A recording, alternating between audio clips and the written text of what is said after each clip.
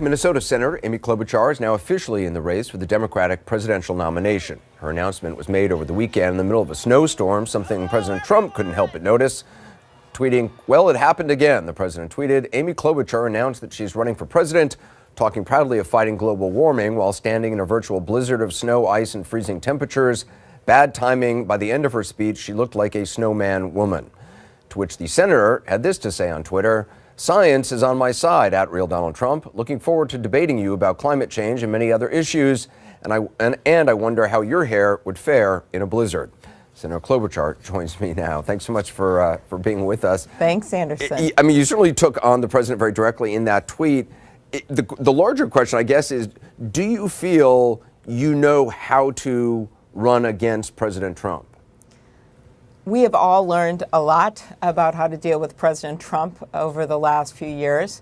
And I think the first thing you've got to do is have your own optimistic economic agenda. And that's really what my speech on Sunday, snow and all, was about. And there was a reason that I decided to hold that announcement next to the Mississippi River, the mighty Mississippi, extending from Minnesota all the way down to that city of resilience, New Orleans. And that's because I wanted to make the point that we need to bridge the river of our divides. I talked about that sense of community when the 35W bridge in Minnesota went crashing into that river, off-duty firefighters diving into the water, people taking kids off a school bus, and that right now that sense of community is fractured in our country. And a lot of it has to do with how he's been running things. He seems to love chaos, and I think we should have a government of opportunity and governed by opportunity and not governed by chaos. So a lot of it is having our own economic agenda, and that's very important for any candidate for president, and work with people on their aspirations, but also practical ways to get there. And I have a track record of getting things done, and I'll be talking about that as well. When you look back at the Republican race during the primary season, there were many qualified Republicans who tried different ways, and this was obviously Donald Trump was new on the scene. They didn't know how to respond to him. And you responded, you said, what you just said makes sense to me of having an optimistic and having a very clear message. On the political side, on sort of the actual fight side, do you respond tweet to tweet? Do you ignore him? Do you try to take a high road? How do you handle that, do you think, moving forward? It's a case by case, and you certainly don't want to go down every rabbit hole with him. Now, in my case, I welcome being called the Snow Woman.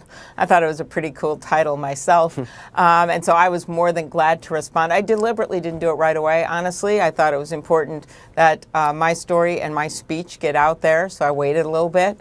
But I think those decisions have to be made on a strategic basis because he wants to dominate every news story. He wants to get himself in news stories, and that's just strategy. But for me, what's most important is not sort of the strategy of dealing with him, but it's what we need to do as a country. And that is we need to look up, look at each other, and take on these challenges. And he may talk a good talk on prescription drugs, but did that help the woman who was there with me as my guest to the State of the Union, Nicole Smith Holt, whose son died, son Alex, 26-year-old general manager at a restaurant, just because he aged off his parents' insurance and he was rationing his insulin and he miscalculated it and died. That shouldn't happen in our country. And that's why I don't think the prescriptions that Donald Trump has put forward have made a difference. Yeah. That's why I want to have negotiation on Medicare and bring in less expensive drugs from other countries. Or you look at infrastructure. We still don't have rural broadband in major parts of this country. And I pledged on Sunday we can do this by 2022. Yeah, I mean, I think on the insulin, I don't think a lot of people realize how much the price of insulin has gone up. And how often we're hearing now about people actually rationing it. A simple drug. I want to talk about some policy issues. There's obviously been a lot of talk about the Green New Deal, which aims to curtail carbon emissions, create new jobs. Mitch McConnell says he'll bring it to the Senate floor for a vote. Will you be voting in favor of it? I'm in favor of it simply because I see it as a framework to jumpstart a discussion. That is how Senator Markey has described it. Because we need to put out a negotiating bid here. I don't see it as something that we can get rid of all these industries or do this in a few years. That doesn't make sense to me, or reduce air travel. But what does make sense to me is to start doing concrete things and put some aspirations out there on climate change. I'd say the first thing, which I announced Sunday, as president, first day, I would get us back into that international climate change agreement. I would reinstate the clean power rules that President Obama had worked on. I would bring back those gas mileage standards. I mean, we had the fourth hottest year in history last year, and the visuals of that dad driving through the wildfires in California with his little kid trying to talk her through it. These are weather events like we've never seen before, and that is because of climate change, and the science proves it. You mentioned Medicare. In terms of Medicare for all, are you prepared to support that, as many of your fellow Democratic candidates have? I want to see universal health care, Anderson, and there are many ways to get there.